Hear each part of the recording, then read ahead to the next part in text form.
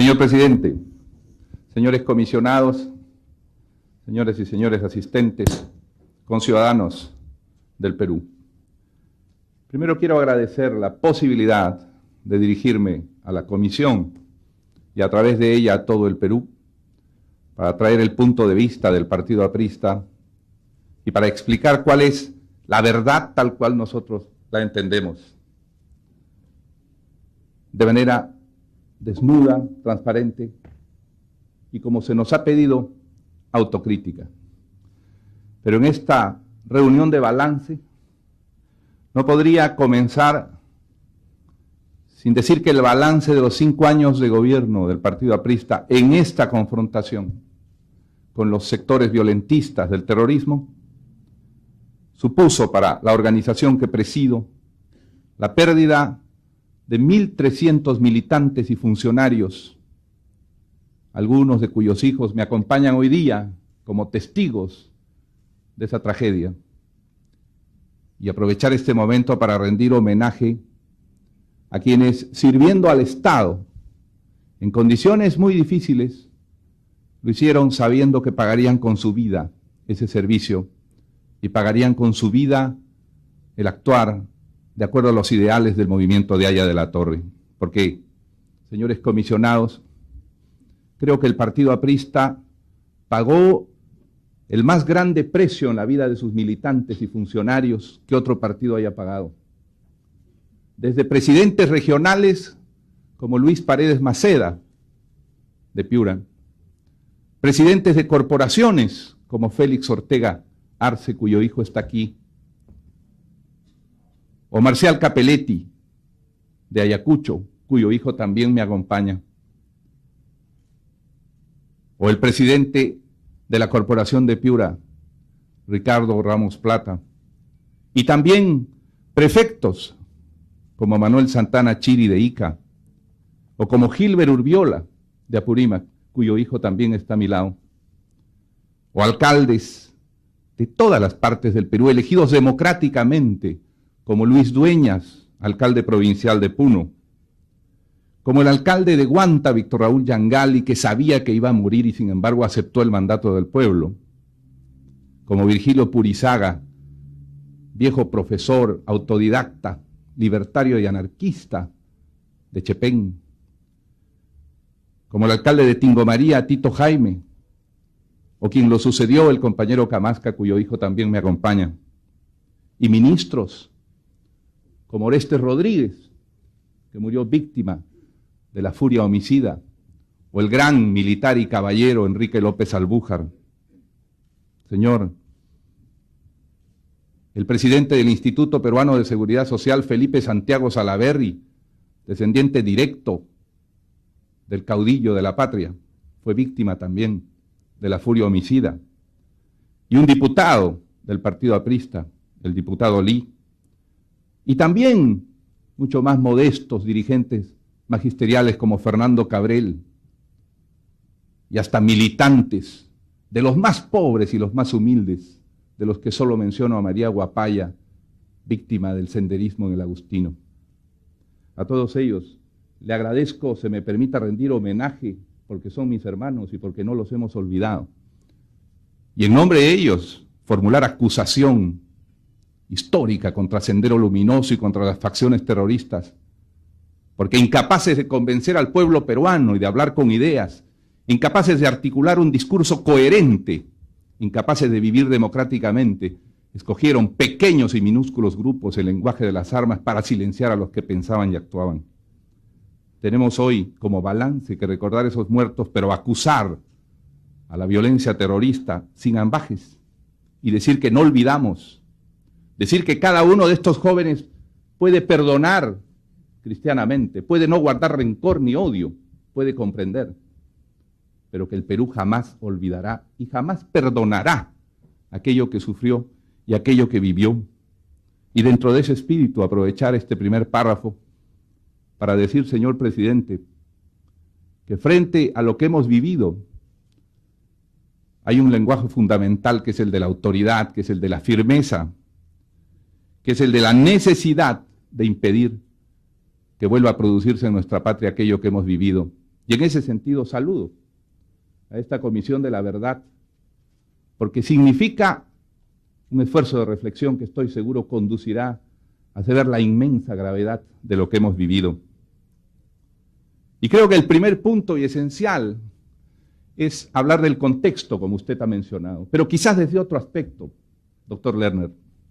¿Cuál era el contexto de la ofensiva terrorista en el mundo y en el Perú al comenzar la década de 1980? Lo primero que tenemos que recordar es que entre 1975 y 1979 se produjo en el mundo lo que se ha llamado el segundo genocidio de este siglo, cuando las fuerzas extremistas del Khmer Rouge, a las órdenes de Pol Pot, capturaron el poder en Camboya y durante los años siguientes sometieron a la atrocidad y al exterminio al pueblo camboyano, ocasionando 2.500.000 víctimas. Eso es, señores comisionados, lo que esperaba al Perú si esta banda terrorista hubiera capturado el poder, o como algunas corporaciones de inteligencia transnacional advirtieron, hubiera dividido el Perú. El Perú hubiera sido sometido a la misma furia de exterminio. El Perú hubiera sufrido millones de muertos. Y el contexto es saber que sí es cierto que hoy día lloramos y sufrimos por miles de víctimas, y algunos de ellos en el fragor de la lucha y del exceso que hay que señalar.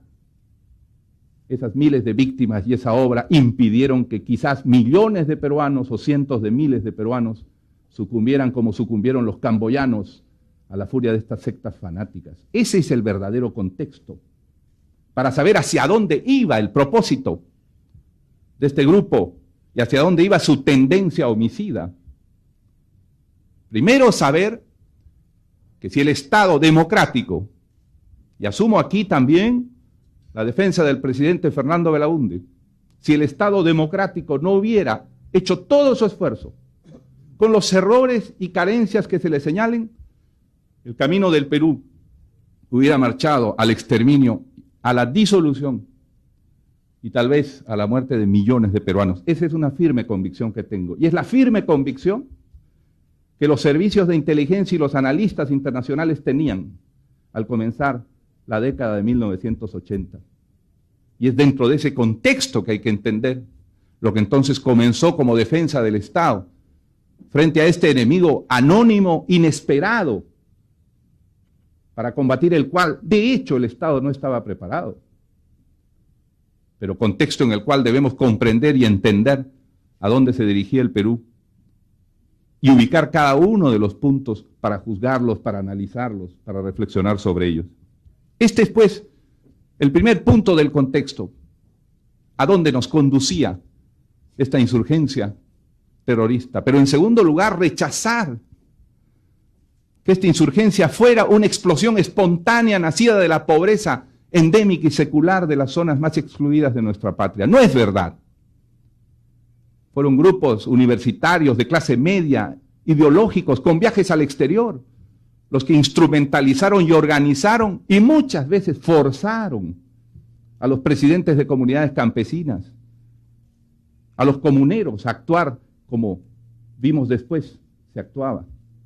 De manera que no voy a discutir ni rechazar, como se ha hecho ayer, que yo diré en una licencia expresiva, un miembro de la comisión haya dicho que Sendero Luminoso es un partido político y no una banda de delincuentes. Lo que ha querido decir, y lo entiendo así, es que era un grupo organizado con propósitos.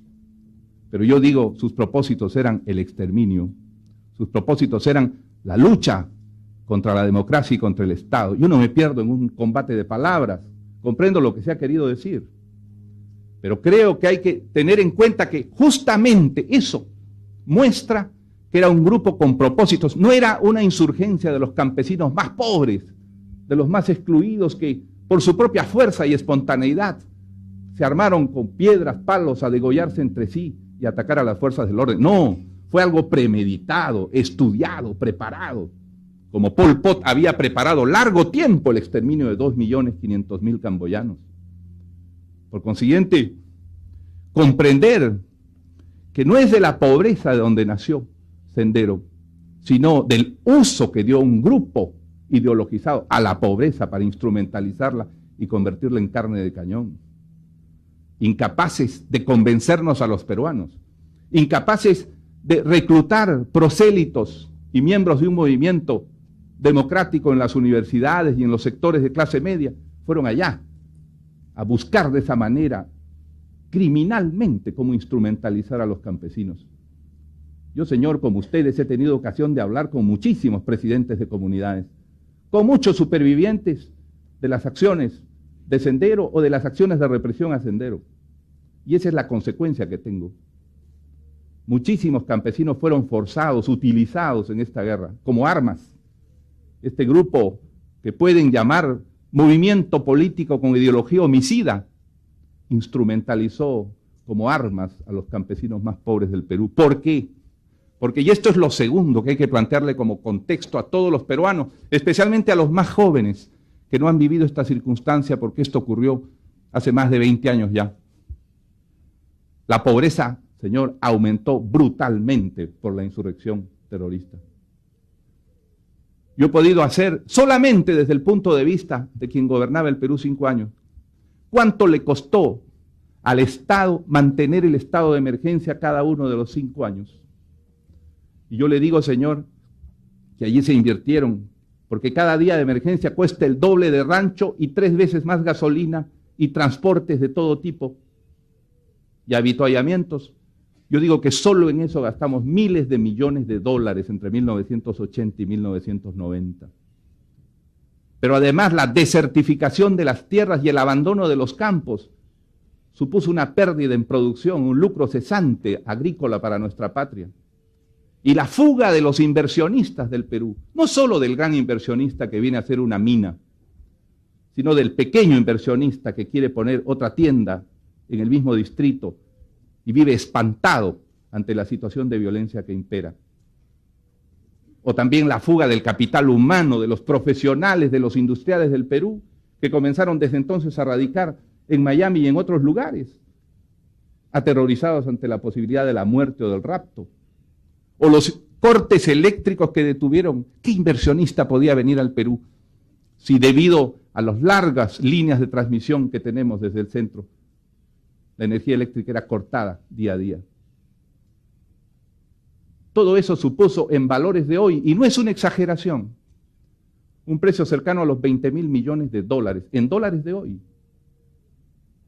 Y eso supuso la pérdida de por lo menos 1.200.000 empleos a lo largo de los 10 años transcurridos entre 1980 y 1990. Que el Perú sepa, y formulo acusación contra Sendero, que cuando los peruanos deben partir a trabajar fuera del Perú, parten a buscar un puesto que en mucho les quitó el terrorismo. Acuso al terrorismo de genocidio, acuso al terrorismo de haber destruido la economía nacional. Yo creo que este es el verdadero contexto, señor presidente, en el cual tenemos que ponernos para saber cómo se actuó. Porque si no, estaremos juzgando 20 años después y en la tranquilidad de una oficina aquello que fue terrible en esas circunstancias. El terrorismo no solo aumentó la pobreza, impidió que se hiciera algo por los campesinos. Yo, señor, con toda la ilusión de mis 35 años de entonces, quise cumplir con Ayacucho aquello que el propio Bolívar se había comprometido a hacer, la irrigación del río Cachi, para irrigar miles de hectáreas y dar agua potable a la ciudad de Ayacucho. Y comenzamos gracias a la cooperación italiana ese trabajo. Pero sepa usted que en 2 ocasiones Sendero Luminoso destruyó los campamentos. En una mató 6 ingenieros y en la otra mató a todos los ingenieros de planta nuevamente. Este es el contexto en el cual hay que comprender aquello que el Perú vivió en ese momento. Por consiguiente, no son 30.000 víctimas o 20.000 víctimas, son 20 millones de víctimas las que Sendero ha generado en el Perú. Los que han perdido el trabajo, los que han perdido parientes, los que han perdido la serenidad y la tranquilidad. ¿Cuánto hubiera ganado el Perú si a la salida de la dictadura militar de entonces hubiéramos tenido por lo menos algo de tranquilidad para enfrentar el tema de la deuda que nos dejó el gobierno militar? Para enfrentar el tema nosotros de la injusticia que vivíamos en el Perú, si hubiéramos podido construir Seguramente no un paraíso, pero algo mejor para los más excluidos de la patria. Y todo eso fue impedido por Sendero Luminoso. Les digo en nombre de los apristas del Perú, nosotros, señor, no tenemos en nuestros programas, ni fuimos educados para actuar militarmente o de comisarios en el Perú. Llegamos para hablar del antiimperialismo, llegamos para hablar de la reforma agraria, la reestructuración de la tierra en el Perú. Y lo que conseguimos fue un escenario en el cual ya se había generado desde 6 o 7 años antes una situación, un campo de agramante y de enfrentamiento enceguecido y homicida. Yo quiero y les ruego que en sus análisis tengan pendiente y presente este punto de vista. Y digo,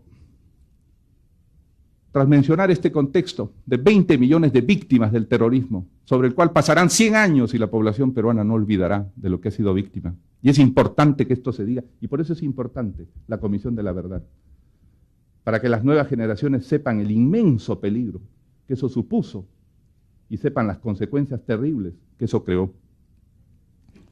Pero es importante decir en segundo lugar, presidente, para entrar en materia, que el Estado peruano en 1980 no estaba preparado para hacer frente a este tipo de insurgencia absolutamente diversa. Tal vez el Estado peruano estaba preparado para responder a otro tipo de subversión formal, militarizada, del viejo estilo cubano-guevarista. Pero esta forma de terrorismo ciego, pero metastásico y anónimo, no podía el Estado responder de inmediato y fue necesario un proceso de largos años de aprendizaje. Usted no puede transformar las estructuras del Estado, usted no puede cambiar las formas de acción policial o militar de la noche a la mañana. Usted tiene que paulatinamente comenzar a identificar, a reflexionar y a cambiar las formas de acción de los mecanismos de defensa del Estado.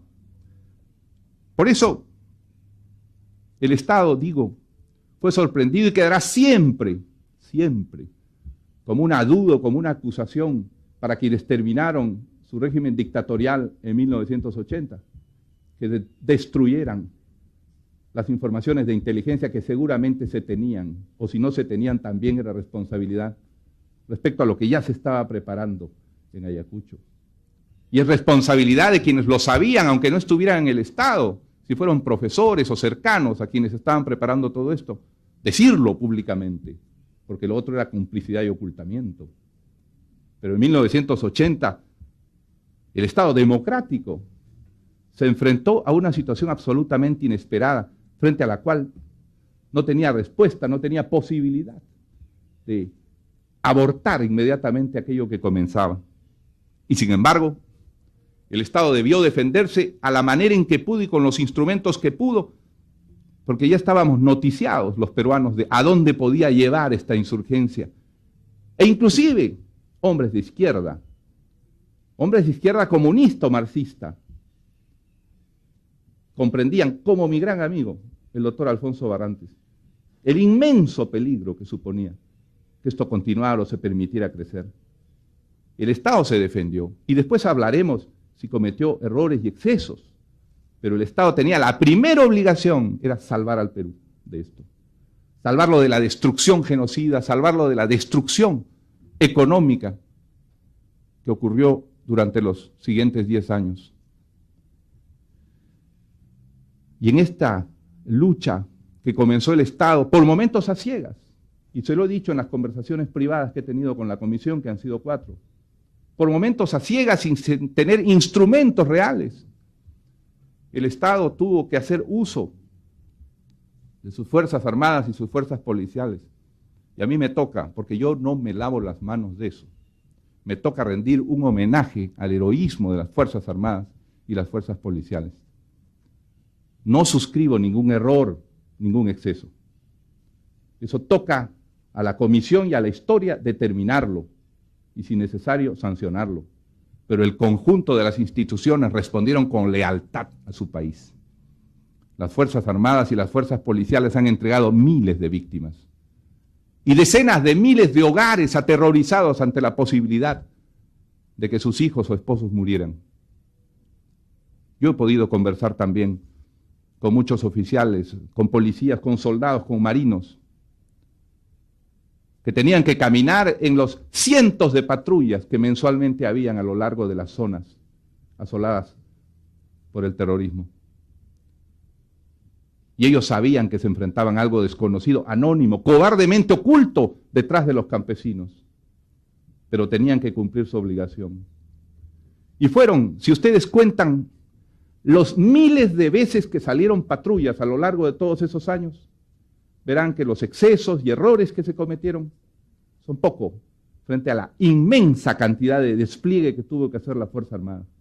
Yo invito a la comisión a hacer ese balance también. ¿Cuántos miles de patrullas surcaron el territorio del país entre 1983 y 1990 o 92? ¿Y cuántos excesos o errores se cometieron? Porque también hay la lógica de decir, si realmente se hubiera querido actuar de manera genocida, represiva, ¿qué hubieran podido hacer estos miles de patrullas? En eso también pido reflexión, consideración y comprensión para la acción heroica que cumplió la Fuerza Armada y que cumplieron las fuerzas policiales. Y errores hubieron, evidentemente. Errores, excesos, en principio por falta de preparación, por falta de conocimiento. ¿Cuántas veces hemos reunido decenas de estudiosos de otros sectores políticos, de izquierda, de derecha? Personalmente yo, seguramente lo hizo a su vez el presidente Belaúnde. ¿Cuáles son las alternativas? ¿Cómo actuamos mejor? Y le digo la verdad, la ignorancia o la impreparación ante este enemigo sorpresivo, desconocido, no era solamente de los gobiernos o de las Fuerzas Armadas, era de toda la sociedad, señor. Nadie sabía cómo solucionar este problema. Claro, 20 años después, cuando se comprende que capturando la piedra básica, capturando al líder de la banda homicida, todo se desarticula o se detiene, es fácil decir, debió capturarse desde 1983. Pero ese era un largo trabajo de inteligencia en que el Estado paulatinamente tenía que irse educando. Y eso es lo que hicimos. Yo vengo a decir que la democracia, a pesar de los errores o excesos que pudo tener y de sus carencias, salvó al Perú de la mayor amenaza que ha sufrido durante el siglo XX. Y la democracia pagó el costo enorme de esta lucha, señor. En 1984-85, según todos los estudios y cálculos, habían miles de personas armadas y otros miles de apoyo para los grupos subversivos.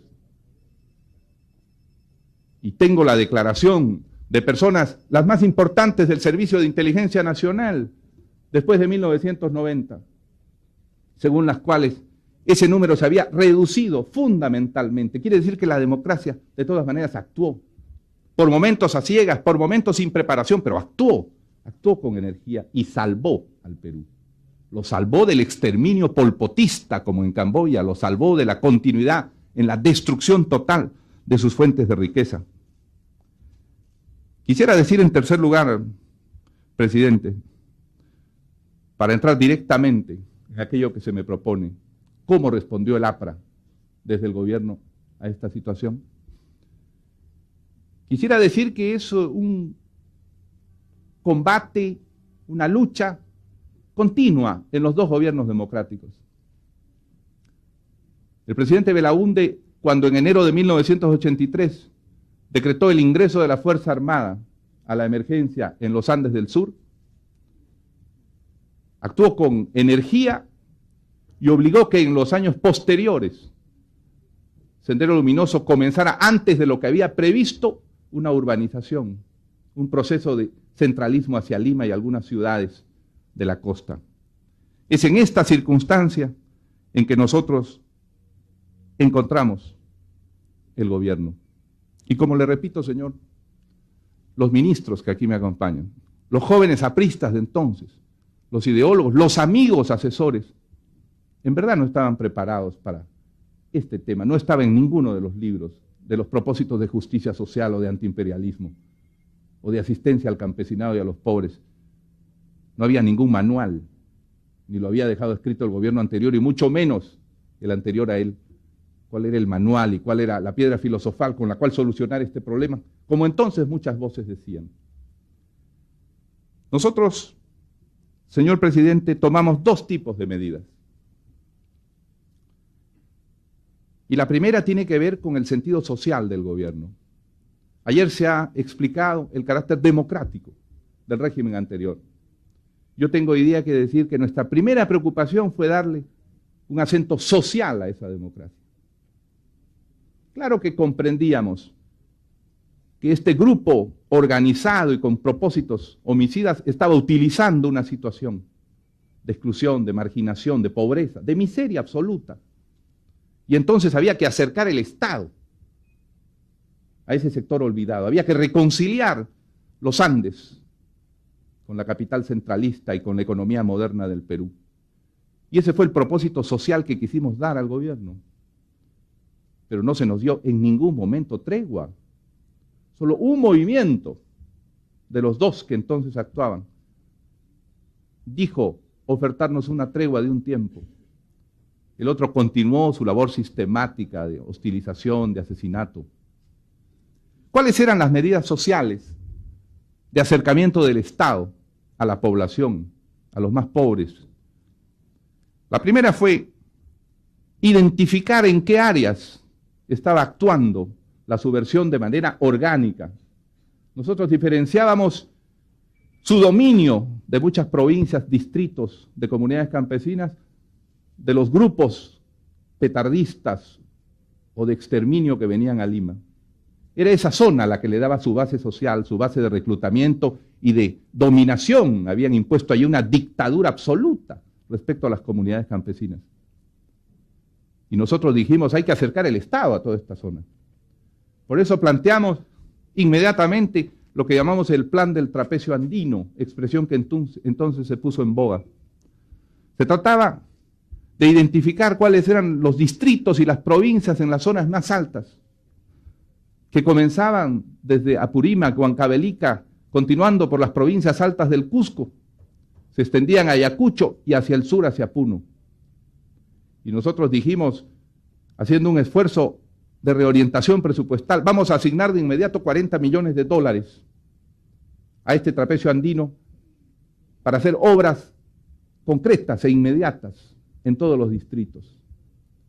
Esa fue la primera ofensiva que hicimos para enfrentar socialmente, económicamente, la base de reclutamiento, la base orgánica que en ese momento tenía Sendero Luminoso. La segunda acción fue crear el Fondo de Apoyo a las Comunidades Campesinas. Y por los 5 años siguientes, decrecientemente, por las estrecheces fiscales que entonces sufrimos desde 1988, pero por los 5 años siguientes, a cada una de las comunidades campesinas de Puno, de Ayacucho, de Huancavelica y otros departamentos del trapecio andino, entregamos una cantidad directa y los hicimos parte del presupuesto nacional, ejecutores del presupuesto directamente, en medio de la duda, del descrédito de algunos diarios y de algunos economistas neoliberales que decían que eso era populismo. ¿Cómo va a ser populismo? Intentar interponerse entre Sendero Luminoso y una base de reclutamiento abandonada por el Estado antes. Era imprescindible y audaz hacer esos actos. Y el Fondo de Comunidades Campesinas y las reuniones que durante 3 años sostuve con miles de presidentes de comunidades campesinas en todo el país, tenían por objeto eso, que sintieran que el Estado se acercaba a ellos. Pero creo que más importante fue una tercera medida, siempre criticada. Cuando planificábamos cómo dar crédito agrario, cuando entonces existía un banco agrario auténtico, los técnicos nos propusieron que para los cultivos modernos y costeños hubiera una tasa de interés, pero para los cultivos andinos, la papa, el maíz, la cebada, el trigo, hubiera una tasa de interés menor. Y el gobierno tomó la decisión de que esos cultivos y en esas zonas del trapecio andino no hubiera interés. Y creamos el crédito cero. Y el crédito cero significó una transferencia anual de casi $40 millones, 46 en algunos años, a los campesinos más pobres del Perú, a los paperos, a los maiceros, a los cultivadores del trigo.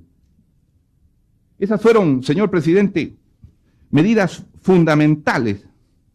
Dimos además la ley de titulación y deslinde de las comunidades campesinas, porque uno de los temas que aprovechaba Sendero era el conflicto de límites entre comunidades. Uno de los temas de los que se valía Sendero para enemistar una contra otra era la falta de titulación. Y en el curso de esos años, trabajosamente titulamos comunidades campesinas. Pero en la estrategia de lo que entonces pensamos, con acierto o no, dentro del trapecio andino, en mi concepto había una zona que era de enorme importancia para Sendero Luminoso y había que evitar que la tocara.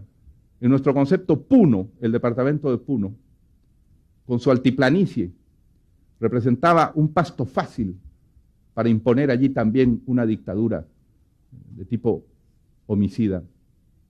Y por eso hicimos un plan específico para el departamento de Puno. Y por eso dimos la ley de reestructuración de la tierra en Puno y entregamos 1.200.000 hectáreas a más de 400 comunidades campesinas. De manera que todas estas medidas sociales, que no eran solamente las obras que otros sectores del gobierno hacían, sino las obras específicas para este tema, para interponerse entre el homicidio y el reclutamiento en sectores desprotegidos. Creo que todo eso, de alguna manera, supuso un golpe efectivo ante la estrategia del Sendero Luminoso. No lo digo yo, lo dijeron muchos analistas y algunos que están muy cerca a mí en esos años, porque se redujo el número de acciones y además la velocidad de reclutamiento o renovación de quienes entraban a servir forzados en la mayor parte de los casos a las acciones armadas o de protesta de Sendero Luminoso. Esos fueron lo que consideramos los caminos sociales en un gobierno que quiso ser social, que quiso ser popular, a pesar de estos enormes embates. Póngase usted en mi papel. Usted quiere hacer una revolución en el Perú, usted quiere acercarse a los pobres, pero encuentra que hay una banda homicida que mata especialmente pobres, con un código de selección de víctimas, que hacía víctimas a los paten en el suelo, como usted ha visto, a los que no hablaban español, a los que no tenían nada más que su propio cuerpo. Y encontramos también que había una banda que impedía que el Estado asumiera las dificultades de la deuda externa que nosotros no creamos, que nos fue entregada por gobierno anterior, que a su vez la recibió inflada 10 veces del gobierno militar, y los graves problemas endémicos e históricos del Perú. Creo que es importante contextualizar todos estos temas para comprender las dificultades que entonces, no solo mi gobierno, también el anterior gobierno democrático habían confrontado. Pero esto es lo que toca a la filosofía social del aprismo. También en el aspecto operativo, fuimos recogiendo experiencias anteriores. Lo primero que hicimos fue llamar al diálogo a los alzados en armas o a los terroristas, haciendo una invocación a que abandonaran esta furia homicida, este degollamiento de comunidades campesinas o de asesinato de autoridades del pueblo. Y creamos la Comisión de Paz. Yo no olvidaré nunca la devoción de las personas que fueron convocadas a la Comisión de Paz y que vinieron voluntariamente a intentar un puente de diálogo, de comprensión, de análisis y de convencimiento a los que actuaban así. El padre Felipe MacGregor, mi viejo rector de la Universidad Católica, el doctor Fernando Cabieses, el doctor García Sayán, hoy juez de la Corte Interamericana de Derechos Humanos, el doctor Rodríguez Rabanal, hoy asesor del presidente de la República, ellos y otros, durante un año, infructuosamente fueron a las cárceles, buscaron contactos. Personalmente participé con el gran cardenal Juan Landázuri en intentar tender puentes a través de la iglesia con personas que se decían de importancia y rango en Sendero Luminoso. Y durante todo un año y en reuniones semanales y quincenales pude escuchar lo infructuoso del trabajo y el desánimo a veces de la comisión. Y les quiero rendir un homenaje porque ellos intentaron hacer aquello que de otra manera no hubiera podido hacerse, buscar el diálogo, entender de qué se trataba. Y esa fue la primera medida operativa antes de seguir utilizando las armas. Porque lo segundo fue, yo les he contado a los señores comisionados, cuando recién llegado a la presidencia recibía yo unos informes cada mañana y al leerlos veía que una patrulla había encontrado 2 terroristas comunistas huyendo y habían sido abatidos. Mi primera preocupación fue qué arma se capturó, qué circunstancia concreta de que hubieran sido terroristas comunistas, como se usaba entonces decir. Y convoqué al Consejo de Defensa Nacional. Y en el Consejo de Defensa Nacional discutimos con todos los altos mandos. Y me explicaron que habían 60 patrullas diarias. Y yo dije, cuidado. Y vamos a suspender por 30 días estas patrullas. Porque un cambio de gobierno supone también un cambio de estrategia. Y antes de saber exactamente qué estamos haciendo, suspenda, por favor, estas patrullas. Y durante 30 días fueron suspendidas, como ustedes habrán constatado, de las actas del Consejo de Defensa. Y cuando se reanudaron las patrullas y se cometió el asesinato de los campesinos de la comarca, yo sentí que eso era una infamia en contra del régimen también, del régimen democrático, del Perú, que debía cambiar. Y procedimos, no porque esos señores oficiales fueran responsables de nada y su honor está a salvo, a destituir al presidente del Comando Conjunto, al general jefe de la Segunda Región Militar, al jefe político militar de Ayacucho, al jefe del cuartel de Los Cabitos y toda la línea de oficialidad, hasta llegar a la culpabilidad de Acomarca, para demostrar al mundo que el gobierno actuaba en defensa de los derechos humanos y que tenían que cambiar las formas. De manera que en el plano operativo, la Comisión de Paz y la búsqueda del diálogo, infructuosamente pero tenazmente, por estos intelectuales y hombres de buena fe que formaron la comisión, y el buscar minimizar, a pesar de las operaciones necesarias, cualquier error o exceso, caracterizaron la voluntad del gobierno desde 1985. En esa línea comprendimos también, y quiero, para información de los más jóvenes del Perú, comprendimos también que era importante involucrar al pueblo en su lugar de residencia. Y durante mi gobierno fue dada la ley de las rondas campesinas, para facultar y reconocer el derecho de autodefensa de los pueblos. Supimos que en su división estanca, las fuerzas policiales que entonces existían y que eran 3, no podían actuar con eficacia, ni intercambiar su inteligencia, cosa que no hacían.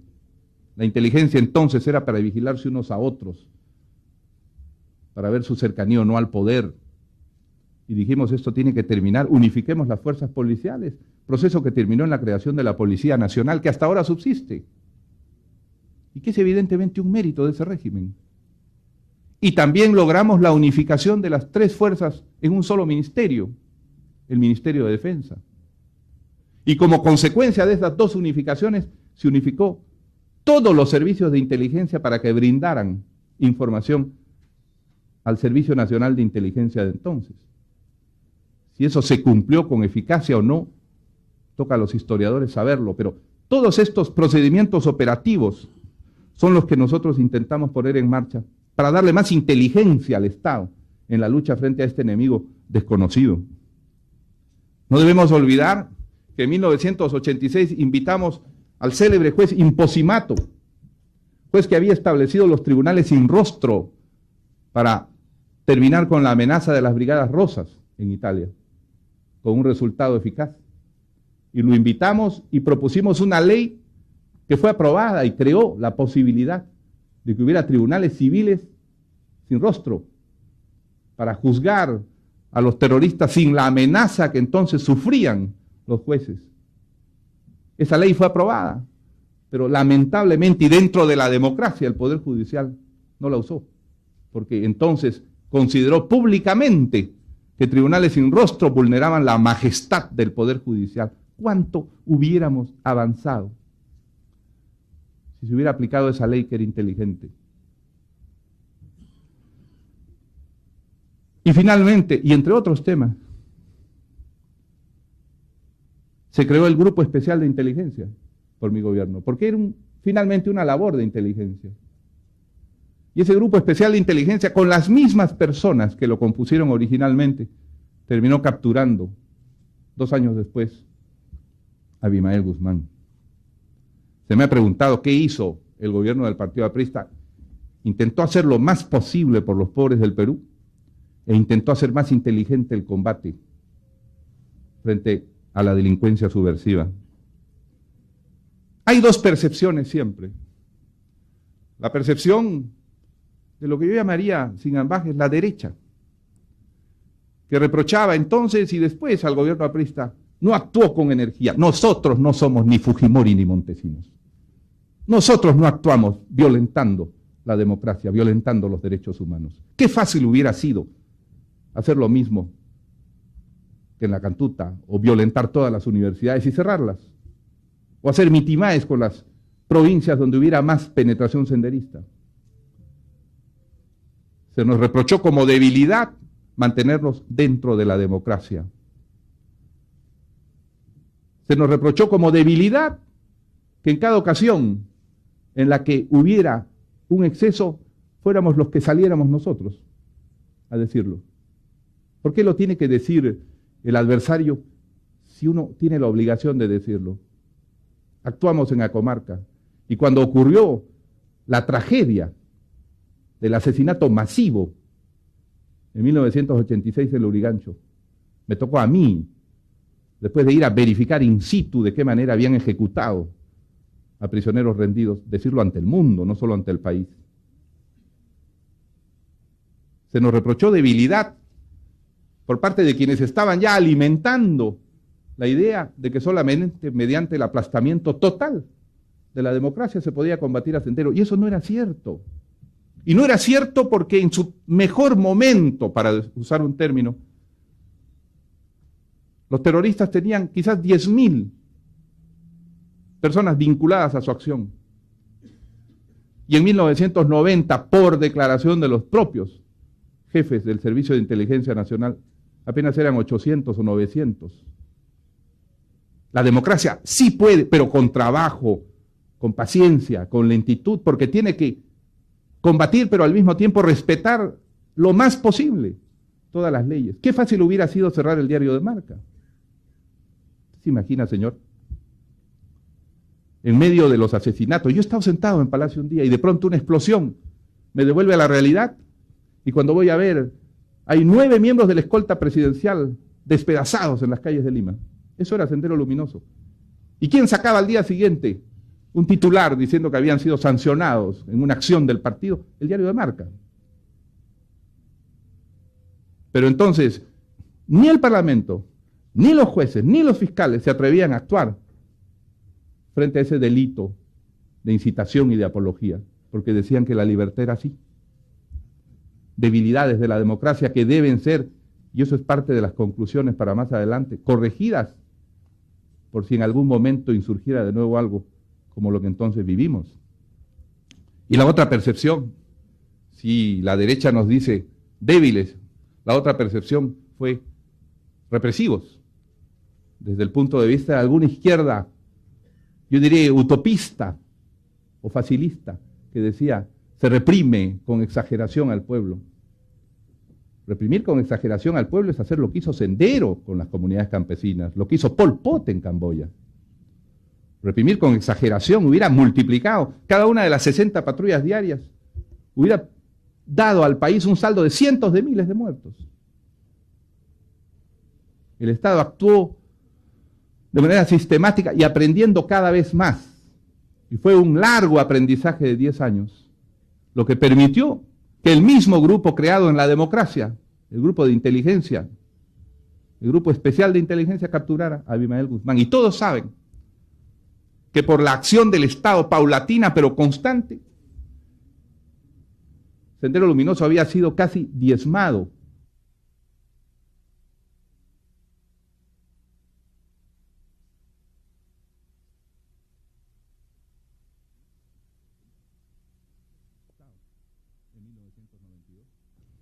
Si en marzo de 1990 Abimael Guzmán fue casi capturado por el Grupo Especial de Inteligencia, y a partir de las dos casas que se golpearon, como se dice policialmente, se siguió el hilo hasta llegar a Abimael Guzmán tiempo después.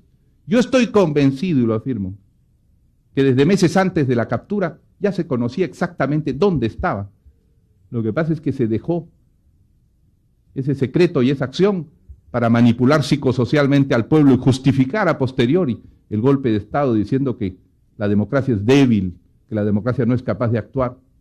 Pero yo vengo a decir aquí que los dos gobiernos democráticos actuaron con heroísmo de sus funcionarios, de sus prefectos, de sus alcaldes, de sus presidentes de corporaciones, de sus diputados que también fueron víctimas, que la Fuerza Armada y las fuerzas policiales se entregaron a esta lucha a cambio de salarios bajísimos, y que de esta lucha y de esta inteligencia construida poco a poco, Sendero Luminoso y el otro grupo subversivo, el MRTA, habían sido sustancialmente derrotados ya al terminar el segundo gobierno democrático, y solo quedaba, como he dicho, cosechar los frutos de ese largo trabajo capturando a Abimael Guzmán. Esto es, señores comisionados, señor presidente, lo que podría decir en nombre del APRA. Mil disculpas porque hable por vehemencia y con vehemencia, pero creo que realmente lo que ha vivido el Perú es una inmensa amenaza. Creo que han habido errores, ha habido excesos, evidentemente, señor, pero al origen de esos excesos estuvo el desencadenamiento de una guerra y de un fragor para la cual, como he dicho, el Estado se había ido preparando poco a poco y entre tanto cometió errores y excesos.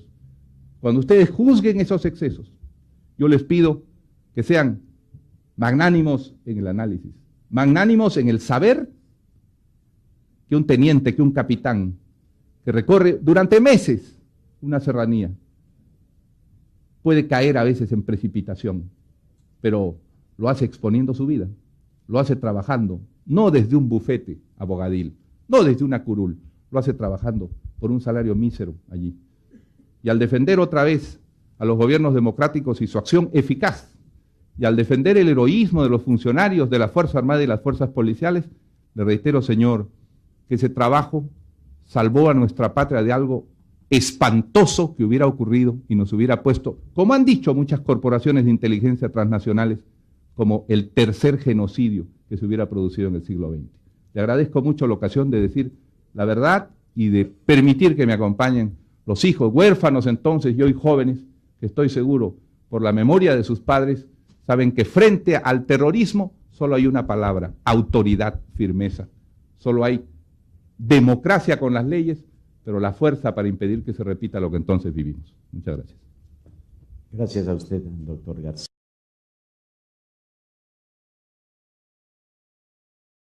Acusación histórica contra Sendero Luminoso y contra las facciones terroristas, porque incapaces de convencer al pueblo peruano y de hablar con ideas, incapaces de articular un discurso coherente, incapaces de vivir democráticamente, escogieron pequeños y minúsculos grupos el lenguaje de las armas para silenciar a los que pensaban y actuaban.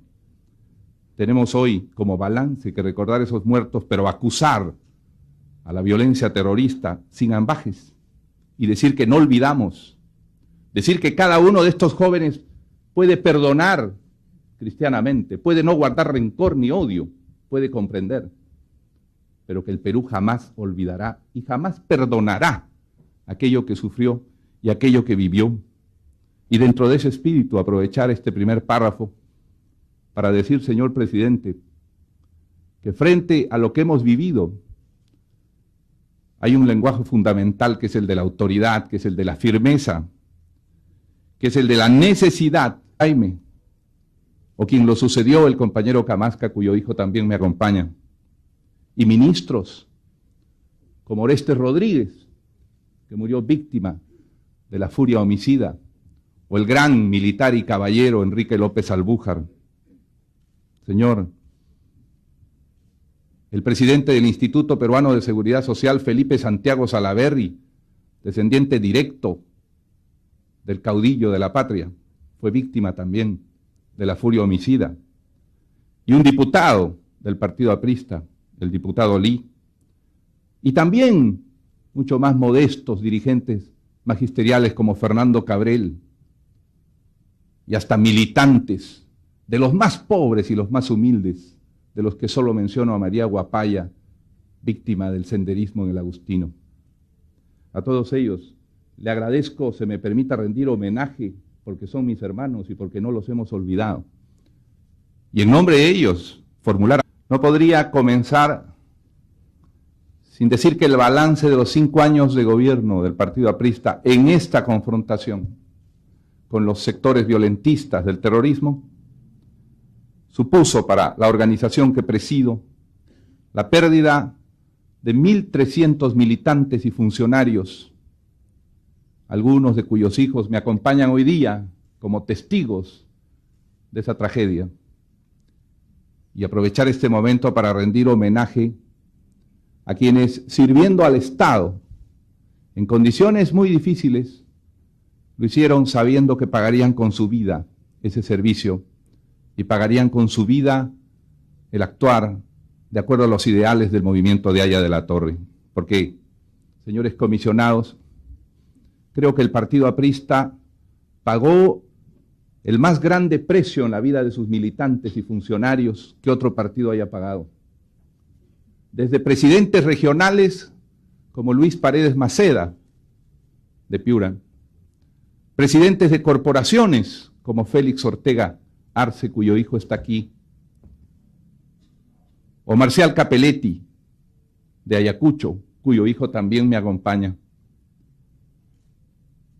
o el presidente de la Corporación de Piura, Ricardo Ramos Plata, y también prefectos como Manuel Santana Chiri de Ica, o como Gilbert Urbiola de Apurímac, cuyo hijo también está a mi lado, o alcaldes de todas las partes del Perú, elegidos democráticamente, como Luis Dueñas, alcalde provincial de Puno, como el alcalde de Guanta, Víctor Raúl Yangali, que sabía que iba a morir y sin embargo aceptó el mandato del pueblo, como Virgilio Purizaga, viejo profesor, autodidacta, libertario y anarquista de Chepén, como el alcalde de Tingomaría, Tito Jara,